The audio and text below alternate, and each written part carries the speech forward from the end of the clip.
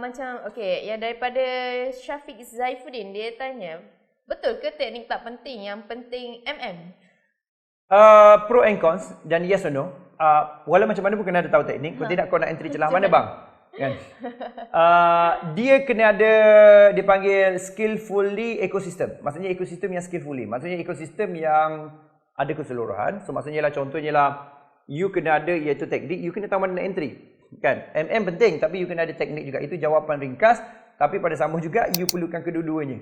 So maksudnya lah, you kena ada teknik. Teknik membolehkan you tahu mana trend, sama ada single time frame atau multi time frame. Teknik membolehkan juga you faham dan juga jelas macam mana you nak cari zone entry, exit, dan juga you faham pecahan money management. Maknanya teknik ni, money management adalah dia punya nadi kepada teknik tadi. Teknik adalah dia punya badan dia. Nadi dia, nyawa dia adalah pada money management. Itu saya punya pandangan saya mengenai ni lah.